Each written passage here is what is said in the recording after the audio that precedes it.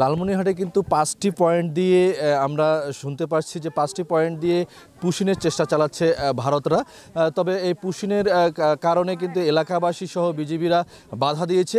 আমি কিন্তু যদি বলি যে একটু যে সেটি হচ্ছে যে আমি এখন রয়েছি লালমনিরহাটের হাতীবান্ধা উপজেলার বুড়া সরডুবি সীমান্তে। এখানে কিন্তু সকালবেলা কিন্তু 16 জনকে পুশিন করা হয়েছে। সেখানে স্থানীয় এবং বিজিবিরা কিন্তু বাধা দিয়ে পুশিন তাদেরকে আটক করে আবার ভারতীয় বিএসএফের হাতে তুলে দেওয়ার চেষ্টা করছে, কিন্তু তারা নিচ্ছে না। এবং সেটি আমরা যেটি এসে দেখি ঘটনাস্থলে যে এলাকাবাসীও কিন্তু ব্যাপক তৎপরতা রয়েছে বিজিবির সাথে, পাশাপাশি তারা কিন্তু সহযোগিতা করছে এই পুশিন ঠেকাতে। আমি যদি বলি যে এখানে বুড়া সরডুবি 16 জন পুশিনের চেষ্টা চলছে, পাশাপাশি হাতীবান্ধা উপজেলা আরেকটি সীমান্তে আমজল সীমান্তে সেখানে 6 জন এবং দুর্গাপুর সীমান্তে 13 জন। আরও 2টি পয়েন্টে আমাদের এখনও আমরা পুরো হিসেবটি পাইনি, পরবর্তীতে জানলে আমরা জানিয়ে দেব। আমি এলাকাবাসীর সঙ্গে এখন কথা বলবো যে আসলে এখানে এই সীমান্তে আপনারা কতক্ষণ থেকে অবস্থান করছেন এবং কি পরিমাণ পুশিং করা হচ্ছে। এখানে মূলত হলো রাত 3টে, 2:30, 3টের দিকে ওরা লাইট বন্ধ করে আমাদের বাংলাদেশে ভারতের লোক পাঠাই দিতেছে। এখানে বিজিবি বাংলাদেশের বিজিবি মোতায়েন ছিল। এখানে সকাল ভোর থাকি এখানে মনে করেন লোকজনের সমাগম চলছে। আমাদের এখানে ভারত থেকে 16 জনকে পুশিং করা হয়েছে।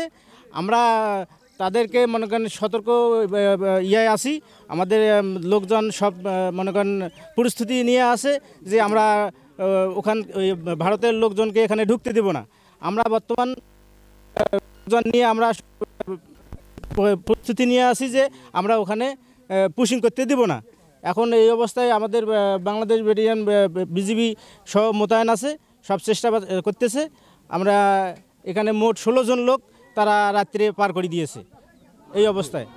ধন্যবাদ। আসলে আরেকজনের সঙ্গে যদি কথা বলি, আপনি তো সকাল থেকে এখানে অবস্থান করছেন আমরা যতটুকু জেনেছি, এখন কি মনে হচ্ছে বলেন তো? এখন তো মনে হচ্ছে আমাদের যে বাংলাদেশের বিজিবি এবং ভারতের যে বিএসএফ ওরা আলোচনা করতে আছে এবং ভারতের বিএসএফ ওদের ভারতের যে লোকজন আছে ওরা সবাই নাটি সোটা নিয়ে সামনে খাড়াই আছে।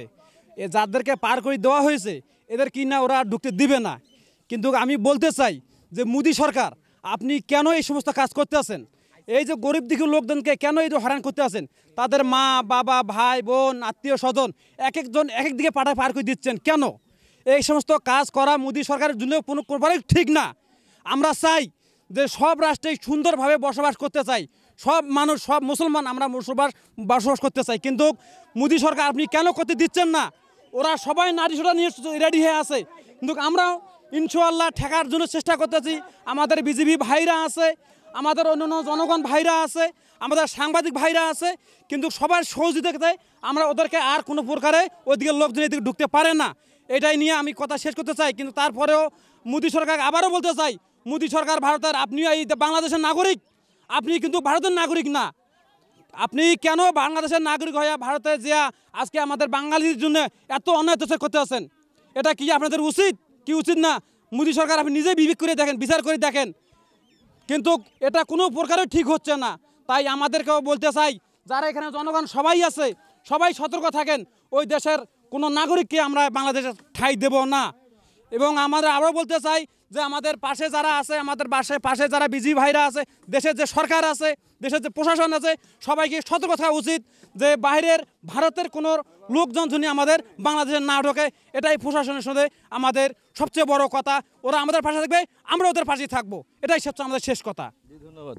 আসলে আপনারা দেখছেন যে সীমান্তে যে লোকজনের উত্তেজনা, যে দুই সীমান্তে উত্তেজনা বিরাজ করছে। আমি বিজিবির কমান্ডারের সঙ্গে কথা বলছি, তারা কিন্তু যেটি আমাকে বলেছে যে তারা পুশিনের চেষ্টা করলেও কিন্তু তারা বাধা দিয়েছে এবং দফায় দফায় তাদের সঙ্গে বৈঠক করছে তাদেরকে পুশ ব্যাক করা যায় কি না। এ পর্যন্ত যেটি আমরা লক্ষ্য করতেছি যে দুই সীমান্তে ব্যাপক উত্তেজনা বিরাজ করছে। আমরা সংশ্লিষ্ট কিছু লোকের সঙ্গে কথা বলেছি, সংশ্লিষ্টরা যেটা বলছেন যে আসলে ভারত আন্তর্জাতিক আইন লঙ্ঘন করছেন বলেও তারা দাবি করছেন। সুমন খান, মোহনা ডিজিটাল, লালমনিরহাট।